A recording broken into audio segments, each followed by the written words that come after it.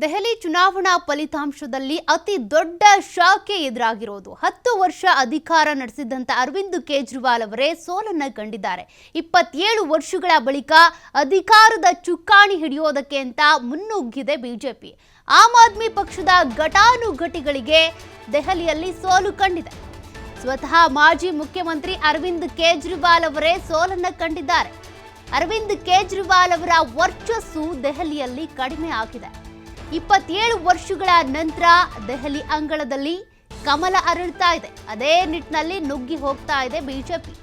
ಆಮ್ ಆದ್ಮಿ ಪಕ್ಷದ ಘಟಾನುಘಟಿಗಳೇ ಮನೀಶ್ ಸಿಸೋಡಿಯಾ ಇರಬಹುದು, ಅರವಿಂದ್ ಕೇಜ್ರಿವಾಲ್ ಘಟಾನುಘಟಿಗಳೇ ಸೋಲನ್ನ ಕಂಡಿರೋದು. ಅರವಿಂದ್ ಕೇಜ್ರಿವಾಲ್ ಸೋತಿರೋದು, ಜೊತೆಗೆ ಜಂಗ್ಪುರ ಕ್ಷೇತ್ರದಲ್ಲಿ ಮನೀಶ್ ಸಿಸೋಡಿಯಾ ಸೋಲು ಕಂಡಿದ್ದಾರೆ. ನವದೆಹಲಿ ಕ್ಷೇತ್ರದಲ್ಲಿ ಅರವಿಂದ್ ಕೇಜ್ರಿವಾಲ್ ಸೋತಿರೋದು. 47 ಕ್ಷೇತ್ರಗಳಲ್ಲಿ ಮುನ್ನಡೆ ಸಾಧಿಸಿಕೊಂಡು ಹೋಗ್ತಾ ಇರೋದು ಬಿಜೆಪಿ. ಇತ್ತ 23 ಕ್ಷೇತ್ರಗಳಿಗೇನೆ ಸೀಮಿತ ಆಗ್ಬಿಟ್ಟಿದೆ ಆಮ್ ಆದ್ಮಿ ಪಕ್ಷ. ದೆಹಲಿ ಚುನಾವಣಾ ಫಲಿತಾಂಶದಲ್ಲಿ ಬಹುದೊಡ್ಡ ಬೆಳವಣಿಗೆ ಆಗಿರೋದು. 2025ರ ಈ ದೆಹಲಿಯ ವಿಧಾನಸಭಾ ಚುನಾವಣೆಯಲ್ಲಿ ಏನೆಲ್ಲ ಆಗಬಹುದು ಅನ್ನುವಂಥ ಕೆಲವೊಂದು ನಿರೀಕ್ಷೆಗಳಿದ್ವೋ ಆ ನಿರೀಕ್ಷೆಗಳು ಫುಲ್ಫಿಲ್ ಆಗ್ತಾ ಇದ್ದಾವೆ ಬಿಜೆಪಿ ವಿಚಾರದಲ್ಲಿ.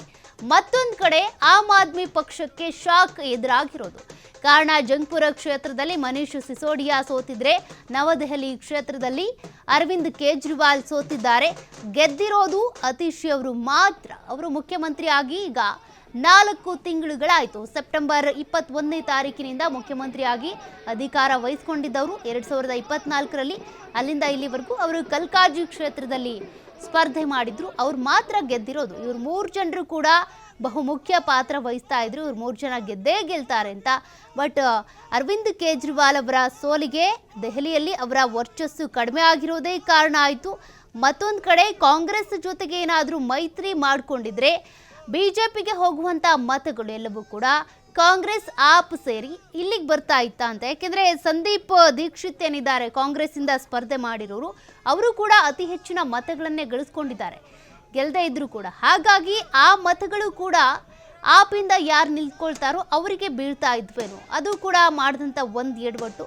ಮತ್ತು ಜೈಲ್ಗೆ ಹೋಗಿ ಬಂದರು. ಜೈಲಲ್ಲೇ ಇದ್ಕೊಂಡು ಅರವಿಂದ್ ಕೇಜ್ರಿವಾಲ್ ಅವರು ಅಧಿಕಾರವನ್ನು ನಡೆಸಿದರು.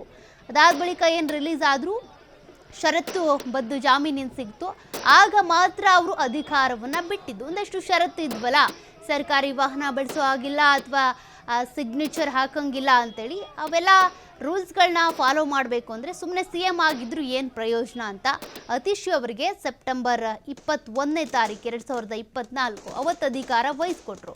ಕಲ್ಕಾಜಿ ಕ್ಷೇತ್ರವನ್ನು ಹಾಗೆ ಉಳಿಸ್ಕೊಂಡಿದ್ದಾರೆ ಅತೀಶ್. ಬಟ್ ಕೇಜ್ರಿವಾಲ್ ನವದೆಹಲಿಯಲ್ಲಿ ಸೋತಿದ್ದಾರೆ. ಮತ್ತೊಂದು ಕಡೆ ಜಂಗ್ಪುರದಲ್ಲಿ ಮನೀಶ್ ಸಿಸೋಡಿಯಾ ಕೂಡ ಸೋತು ಆಮ್ ಆದ್ಮಿಗೆ ದೊಡ್ಡ ಶಾಕೆ ತಟ್ಟಿದೆ ಈಗ.